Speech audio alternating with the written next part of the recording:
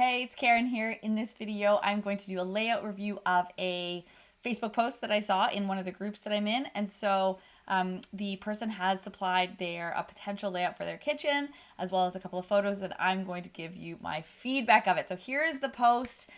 Specifically, the post says, help please anyone with narrow island. So she's asking about this island. Current plan has a 78 by 28 inch island that includes the counter depth.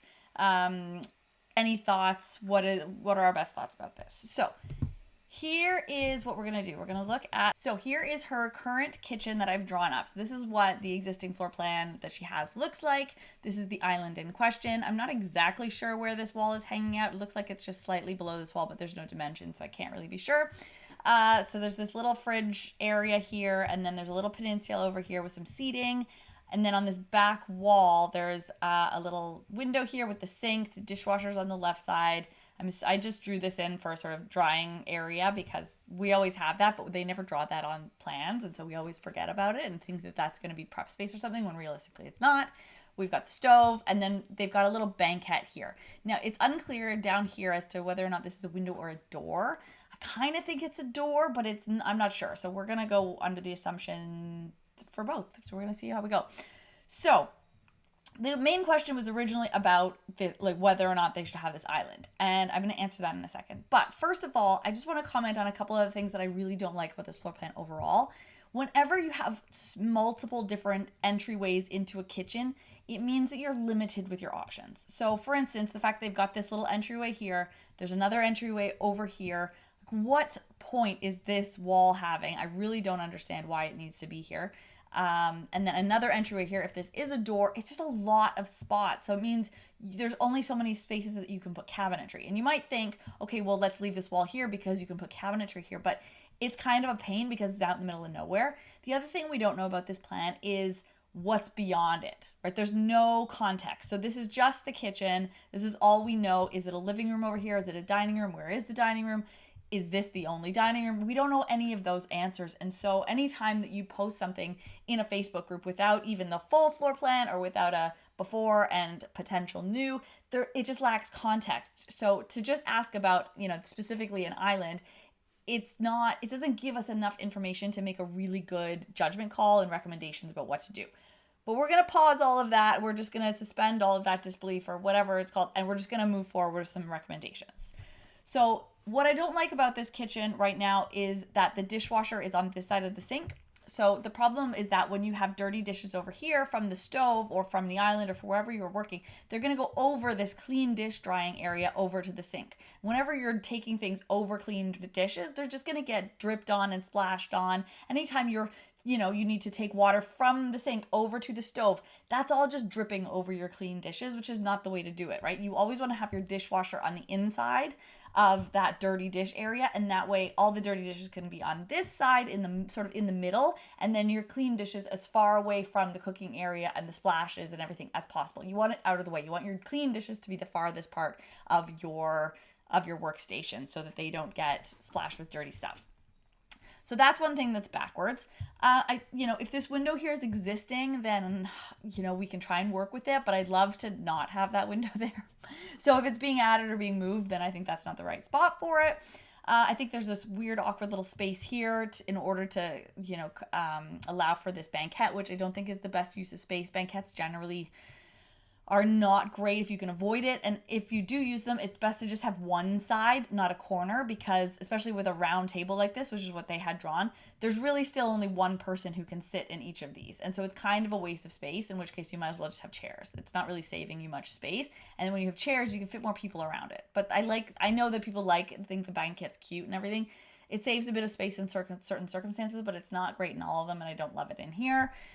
This island is quite small. I would love to see them have a bigger island if possible, but they do have at least a little bit of seating, but it means there's no storage in here, basically, right? There's space for a microwave and a tiny little bank of drawers that's not even full depth.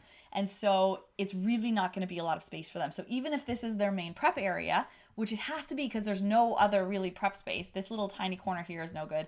This is another option, but it's kind of out of the way of everything. And this is a big distance from here to here. It's not the ideal. And so this is going to be the main prep space. And so to have no storage here means, where are you reaching for all your stuff? Anytime you want to get a knife or a spoon or a bowl or measuring cups or whatever it is that you're prepping, where your cutting boards, like all of those things are not going to be here. So you're constantly going to be going over to think, well, where are the knives going to be stored?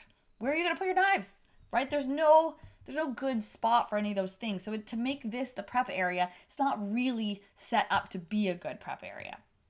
So I would love to see a bigger island, but obviously you can't fit it in with this shape, right? With this setup, because there's this walkway here, there's a walkway here, and this wall here with the fridge and this other pantry storage, it's not great.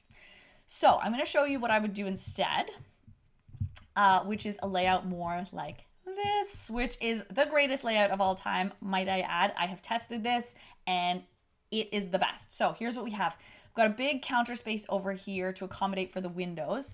We'll talk about this little area with the banquette in a minute, but what we have is now a dish drying area on the far side. So we basically just sort of swapped out the sink and the stove top so that they're opposites. So now we've got the sink here, which is great. And we've got the dishwasher in between the two, which makes a lot of sense. And then we've got our range, and then we've got a little bit of a space, and then we've got the fridge, and then we've got pantry storage as far as the eye can see. I don't know what's beyond there, but we'll just assume that we've got a little bit of space. And with this, then you've got all these multiple triangle spaces with this huge, massive, you can see it's a 13-foot island that I was able to fit in here easily. Now, we don't know what's beyond, but I think that this is still going to fit. And even if you had to shrink it a little, you could, because 13 feet is huge and it's incredible. There's lots of space for seats. This was just something, I just pulled these 5 out of an existing drawing to just plug in here, but you could have them wrap around if you want, or a smaller island and wrap around both sides. Really depends on your preferences. But with this, you are going to fill this puppy full of useful storage. And that way you can do all your prep here, and you just have to go to the pantry area for extra, whatever it is, your cans, your oils, whatever you need, and everything can be done here. And then you're right here. Like, these little triangles here are so functional, because you can just, this is your spare space. This is the only space that you're walking. Everything is right here. So it's a really, really functional kitchen. And yet, because this is 13 feet long, this is actually a huge space. So you could have multiple people all working in here at the same time. So you can have someone at the stove, you can have someone doing the dishes, you can have someone taking stuff out of the fridge. You've got the drop zone. So you've got all of the elements that make up an important kitchen in this layout. You've got all of this guest seating so that you can have people in the kitchen with you, but they're not in the way, right? This kitchen layout ticks every single box, and you'll probably see it a lot of my layout reviews. And so this is what I would do. Now, let's discuss this area here. Over to the side, if they still wanted a banquette and this was a window, then you could sort of make use of it over in this corner. I don't love it though. I don't think it's the best use of space. Another option would be to have just a table. So let's turn off this little banquette if you really needed the seating there. But again, I think that having enough seating around the island is the best use of space, and you really don't need this extra seating over here. And so what I would do instead, what I would actually recommend, is not having the banquette, not having the table, but instead having some sort of other bank of cabinetry or a desk. So this could, if you wanted it to be cabinetry, it could just maintain the same height all the way along. And that could be just lower cabinets, and it would be a huge amount of more space, more pantry space, and just full of drawers, heavy duty drawers. And you could load that puppy up with cans and your flour and your baking supplies and all that stuff. This would be a really good use of space. Alternatively, you could make that into a workstation, a desk. It would be a little bit lower, because your typical table or desks is a little bit lower, but you could make it into that, or a combination of desk and cabinetry, whatever made more sense based on your space and what's in the rest of your home. But that would be another option for this, assuming this is a door, and then you would leave that access, but still make use of this lovely space. You're not putting anything in front of the windows, so you're still getting all that beautiful natural light, and it would be glorious. So this is what I would do. Now, a lot of people are going to say, well, I need the sink in front of a window, or it needs to be somewhere. I'm going to do a separate post on this, but you don't need the sink in front of a window. Honestly, go with the more functional layout. that is much more important than having it in front of a window. I will explain more in another post. And I just wanted to comment though on one other scenario. So in case this window really needed to stay for some reason, then this is how I would sort of spread it out. So I would leave the window there and then just put the fridge to the one side and then have a bit of a larger gap in between the fridge and the stovetop. And then everything else stays the same. It just shifts down a bit. It's not as great because of that bigger space, and there's a bigger distance to the sink, so I don't love it as much. But if you really need to keep that window in there for costs or for whatever else other reason, for light, I would do that. This has a little bit of a gap here in between the window and the stove so that you can extend your backsplash a little bit further, so that it's, if there's combustible window frames or anything like that, it's not right in the heat, so that it's going to adhere to the code rules. So that's there, but you've still got your massive island. Oh, and one thing I didn't show was that this is at least a 4'2" walkway. So you've still got plenty of room in here. And again, I would keep with the sort of desk or storage on this wall instead of the banquette. I just don't think it's a use of space, and you've got all this space here. So I hope that that was useful and gives you a little bit more perspective. Again, you can never do these things without more context. So there might be some more limitations that this person has that I'm not aware of, but this is just to give this person a little bit more perspective and maybe some ideas and maybe a little bit more thinking outside the box about what you could do in this space, because it's an incredible amount of space. It's going to be an incredible kitchen. There's so much room to play with, and I would just love to see a proper island in there rather than that little rinky-dink one. If you have to stick to this layout, just final thoughts. If you have to stick to the one that you have for whatever reason, I don't know why you would, but the original question of do we keep the little island? Yes. A little tiny island is still going to be better than having no island because of the aforementioned reason about how there's no other prep space. Otherwise, all the prep is here. And you're not going to do prep over here in this little corner, and you're like the only other space is here, and that's not ideal.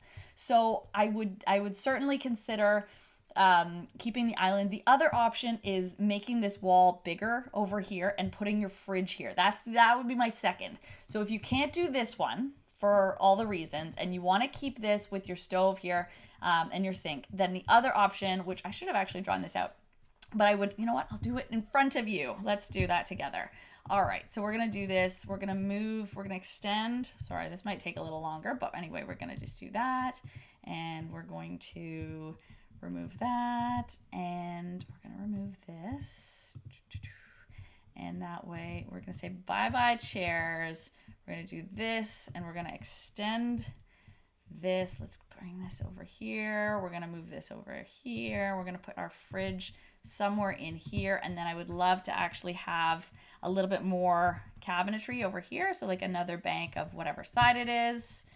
And then we'll just have our wall. What is happening? Let's zoom in here. Stick that wall over there, and we'll just pretend that that continues. So I would rather do this. I'd still get rid of this, girl. I would still get rid of that. That wall just sucks. Okay, and then you can extend your island to be much bigger. Okay, this is the other greatest kitchen of all time layout that it works for an L-shaped kitchen, which I love just almost as much. So this way it is still skinny. Skinny is fine. Don't blame the skinny. It's the fact that it's longer, and this is going to give you a really, really equally good amount of prep space, and storage is the key. I would put your microwave over here so that you can maximize storage in here for things that you're going to be using all the time. This is a really good spot for your microwave. Still going to be useful. And again, we're swapping out the dishwasher to be over here. Okay, and then your dish drying station will be over here. That's it. I hope this was useful, and follow me and subscribe for more, because I love doing layout updates, and I'm going to give you more and more where this came from. Have a great day.